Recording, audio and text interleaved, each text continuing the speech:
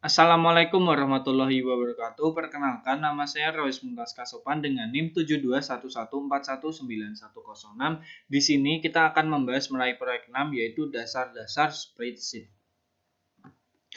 Tujuan belajar dari mengetahui proyek 6 adalah yang pertama mengetahui bagaimana memformat sel-sel spreadsheet. Yang kedua, memahami bagaimana menggunakan formula untuk membuat perhitungan. Yang ketiga, mengetahui bagaimana menggunakan banyak lembar data. Yang keempat, memahami bagaimana membuat perhitungan bersyarat menggunakan pernyataan if, then. Contoh, figur P61 menampilkan lembar data invoice. Faktur ini berisikan 4 barang, chair, table, lamp, dan pillow. Masing-masing barang memiliki harga unit, dan sejumlah diskon ditampilkan berdasarkan harga masing-masing unit. Harga per unit dikurangi diskon dikalikan dengan jumlah unit yang dipesan menghasilkan harga keseluruhan. Sel-sel lembar kerja pada lembar data invoice diformat sedemikian rupa sehingga menarik secara visual. Figur P62 menampilkan lembar data diskon. Sel-sel lembar data diskon telah dibiarkan pada format aslinya, karena pengguna pada umumnya tidak melihat lembar data ini. Spreadsheet memiliki kelebihan dibandingkan program perhitungan sederhana, yaitu dapat digunakan untuk memberikan kapabilitas sistem informasi yang cukup rumit bagi perusahaan. Oleh karena itu, tampilan lembar kerja sebaiknya berbentuk formulir yang membantu pembuatan keputusan. Lanjut, mulailah membuat contoh ini dengan membuka program Excel. Perhatikan bahwa terdapat 3 tab lembar kerja pada bagian bawah layar. Lihat figur P63, sheet 1, sheet 2, dan sheet 3. Lanjut, lembar data diskon. Isi lembar data diskon akan dimasukkan pertama kali. Tujuan dari lembar data pada contoh ini adalah menentukan jumlah data unit harga yang menentukan persentase diskon. Anda harus memasukkan nilai-nilai ke dalam sel seperti yang ditujukan pada figur P62. Formula yang digunakan dalam lembar data invoice bergantung pada nilai-nilai pada sel-sel tertentu di lembar data diskon. Setelah mengetikkan nilai 50 dan 100 ke dalam sel-sel A3 dan A4, tandailah sel-sel tersebut dan pilihlah perintah format diikuti subperintah sel. Maka layar pada figur P64 akan muncul. Pilihlah membuat format mata uang dengan 2 desimal untuk mendapatkan format yang diinginkan bagi nilai-nilai ini.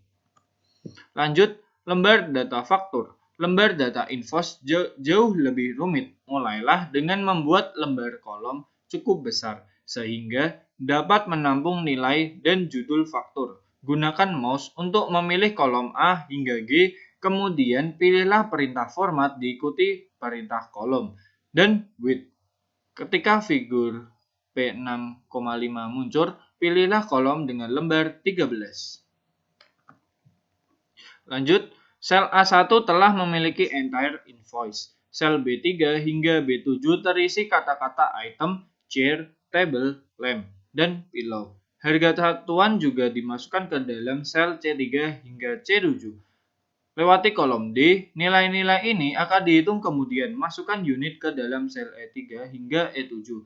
Masukkan kata-kata diskon dalam sel D3 dan extend price dalam sel F3. Masukkan masing-masing total, amount due, dan date dalam sel G8, F10, dan G10.